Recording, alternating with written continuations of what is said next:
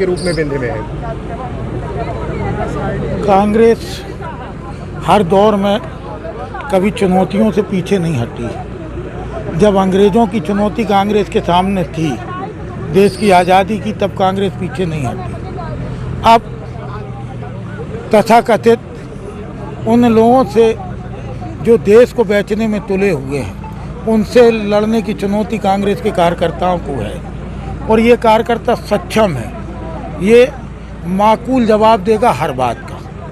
इस बार ये बताइए, बाबूलाल चौरसिया को आप कांग्रेस में ले आए, गोंड से समर्थकों की कांग्रेस में एंट्री हो रही है, इस पर कांग्रेस खामोश क्यों? अरुण यादव ने सवाल खड़े किए हैं, ऊपर शिकायत करने की बात की। एक वैचारिक द्वंद्व अरुण यादव जी का अपना होगा और स्वाभाविक है कि हमारा गोडसे वाली विचारधारा से विरोध है। यदि कोई किसी विचारधारा को त्यागना चाहता, उससे विरोध नहीं है। यदि कोई त्याग के मुख्य धारा से जुड़ना चाहता है तो उसके लिए ये सारी बातें गूढ़ हो जाती हैं। कांग्रेस पार्टी पूरे प्रदेश में निकाय चुनावों को लेकर पूरी तैयारी में है। भारतीय जनता पार्टी जरूर टालने की कोशिश कर रही है, सरकार चाहती नहीं है कि चुनाव हो। आज संत रविदास जी की जयंती भी है, उसके लिए भी बहुत बहुत बधाई, बहुत बहुत शुभकामनाएं। संत रविदास जी हमेशा कर्म पे विश्वास किए।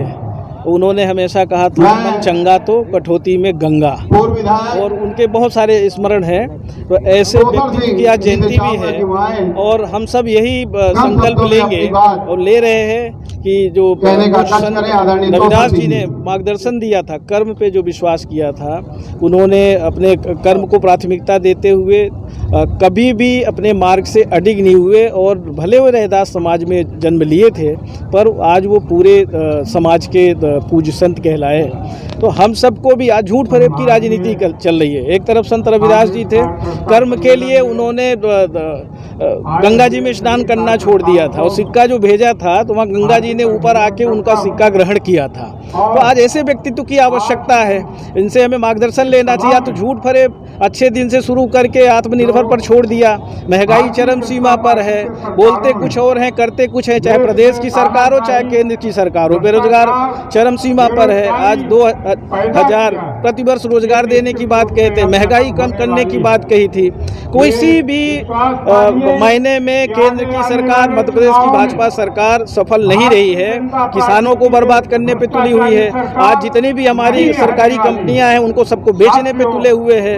तो किस तरह की ये राजनीति कर रहे हैं, देश को कहां ले जाना चाहते हैं? आपने देखा होगा कि जो गुजरात में स्टेडियम सरदार पटेल जी के नाम से बना हुआ था, जीते जी अपने नाम मोदी जी ने करा लिया। उनको मालूम है कि मरने के बाद हमारा कोई नाम नहीं लेगा, तो अपने जीते जी करा लो, पर चिंता नहीं करो, जब भी सरकार बदलेगी तो ये नाम फिर वही रहेगा, क्योंकि सरदार पटेल जी थे। मोदी जी अपने आप की तुलना उनसे नहीं करें। कल बीडी शर्मा जी यहाँ रीवा आए थे, उन्होंने एक सवाल पूछा है कि महंगाई पर, उन्होंने कहा कोई महंगाई नहीं है, आप जाकर आम जनता से पूछ सकते हैं।